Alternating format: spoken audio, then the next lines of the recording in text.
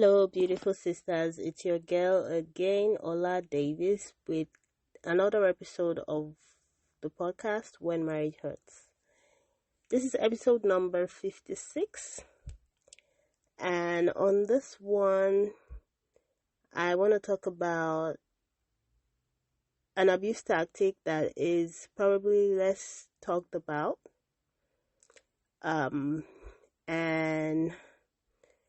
I don't know, maybe there's some fancy name for this, but if that exists, I don't know what it is.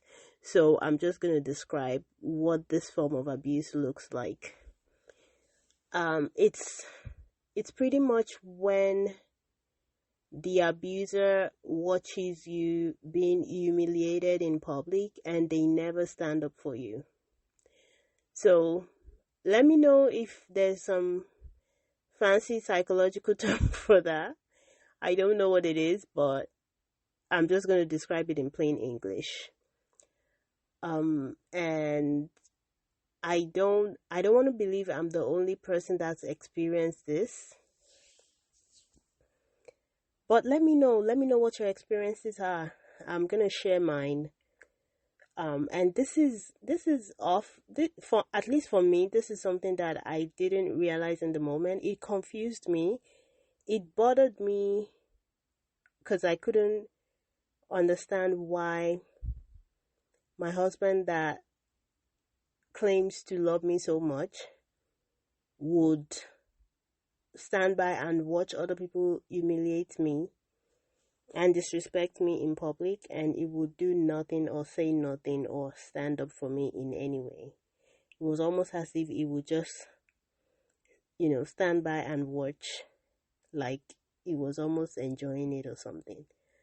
But this happened to me many times than I would like to count. I remember one time that this one happened in church, and it was on a Saturday. I think we had gone to church for a meeting, and there was quite a number of things going on in church that day. There was choir rehearsals going on. Some of us were having meetings and all that. And at the end of the meetings, I think we were on our way home, but the choir rehearsals were still going on. And the pastor's wife said something about my dress. I can't remember what her exact words were, but obviously she really disapproved of the kind of dress I wore, which, it wasn't,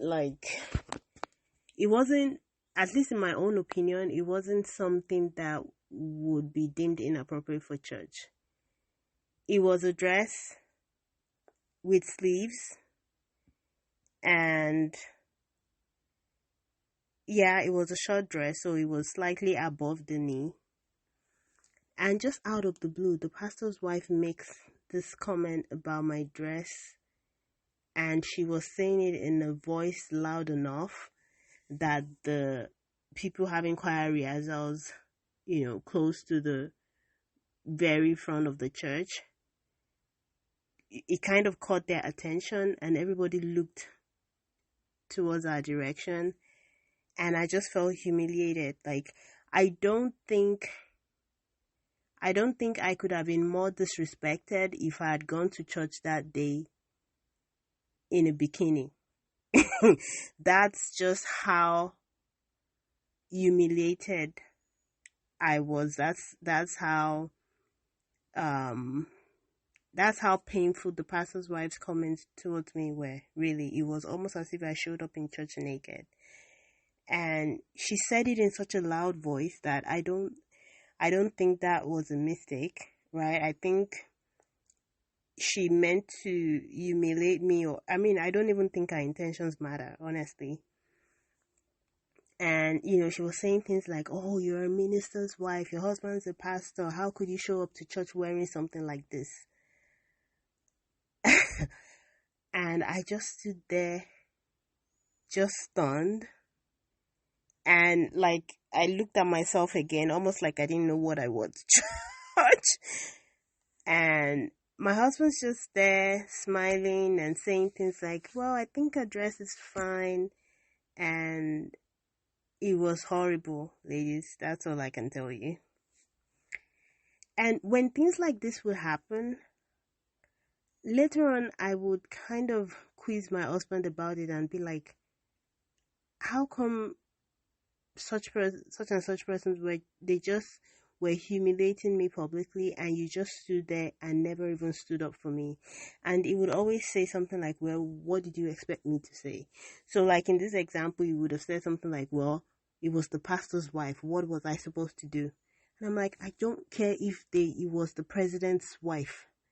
Like, I'm your wife. It should matter to you that people don't talk to me like that, and just treat me that way. And it would just, my husband would just, it would just kind of make it seem like I was the stupid one, like I was even crazy for thinking that way. There were other examples. Sometimes it would be his own family members, like my in-laws, that would say something or use a derogatory term to describe my body, or just say something disrespectful. And my husband would just watch. Like, he would, I'm telling you, it didn't matter how disrespectful they were towards me or whatever names they were calling me. He would just feel like he wasn't even there.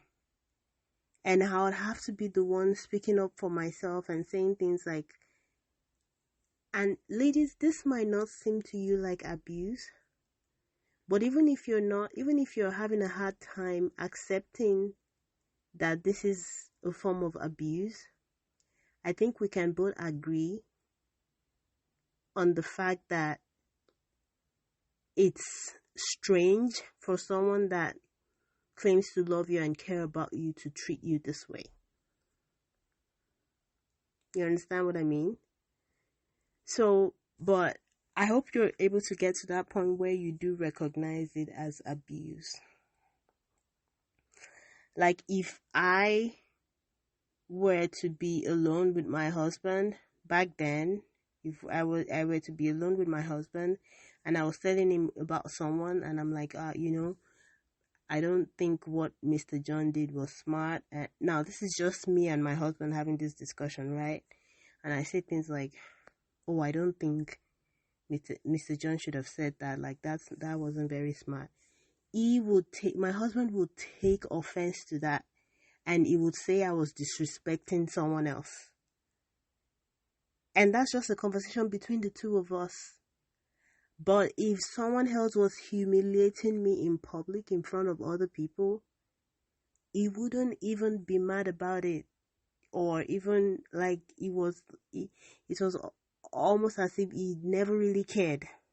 And that was something that I always found strange. But ladies, I'll tell you, it is a form of eating abuse. It's a form of abuse, because not only is the abuser communicating to you indirectly that they really do not care, they seem to find a sick pleasure from watching you being humiliated. It's almost like they've outsourced your humiliation to someone else.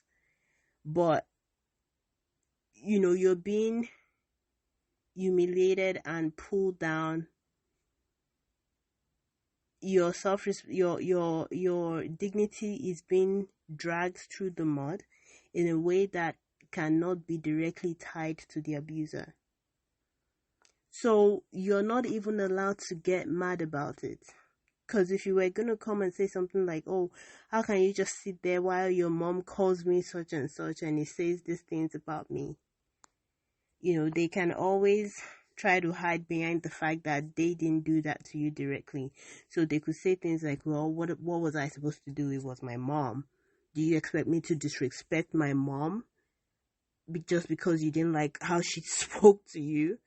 And that kind of confuses you too, because you're thinking, well, I'm not trying to get you to disrespect your mom. I was just hoping that you would stand up for me or something. And they might say something like, well, my mom wasn't entirely wrong. Like, they will just find a way to justify their inaction or their level of passive oh my goodness, how do I say this, like the degree to which they remain passive when you're being dragged through the mud, they're just going to downplay that. Or sometimes they could make you feel like you're making a mountain out of a molehill. You're making a big deal out of something that's not a big deal. Or they make it seem like you're just being dramatic. Ladies, let me tell you, this is not even close to being normal. In healthy relationships, in healthy marriages, couples stand up for one another. They don't stand by or sit by while the person that they love is being dragged through the mud. They don't stand for that kind of thing. So if the abuser makes you feel like you're expecting too much of them, or you're making a big deal out of something that shouldn't be a big deal, or why can't you just be quiet instead of whining, if they make you feel like you're just whining about it, it's abuse, my dear. It really is.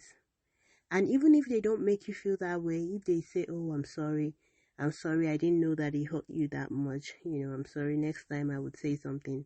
But they never do, and this pattern keeps on repeating itself, where someone humiliates you or says derogatory or uses derogatory words to describe you in the presence of your spouse, and they never speak up for you, but they always find a way to apologize about it later.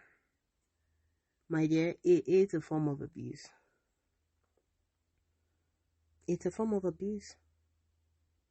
Because your self-esteem is being dragged into the pits right in front of your spouse, and they practically approve of it. That's just what it is. Let's call it what it is. So I want to highlight this because it's not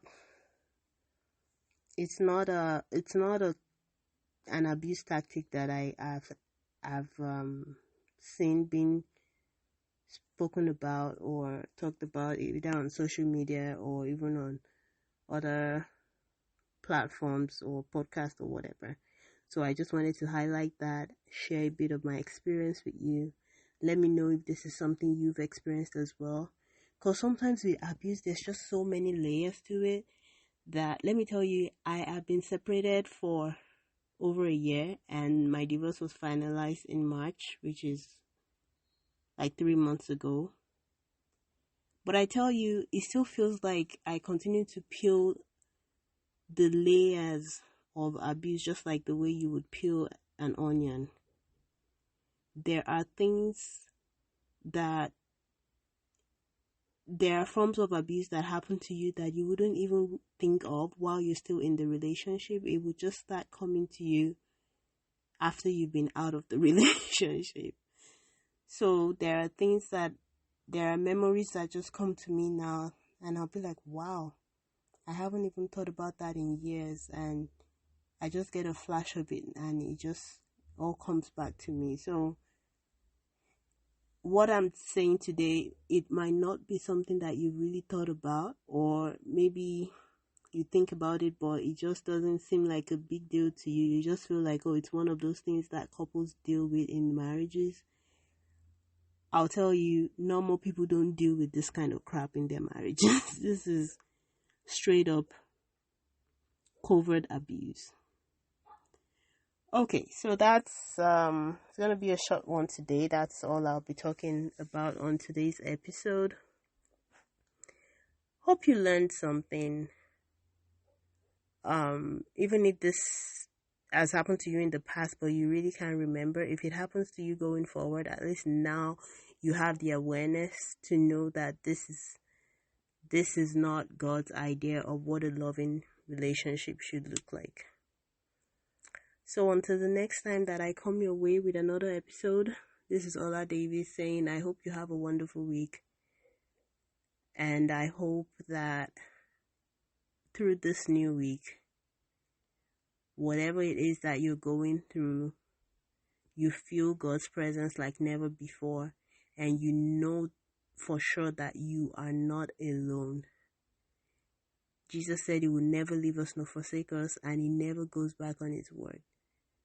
So I pray that God's strength will be made evident to you in this new week.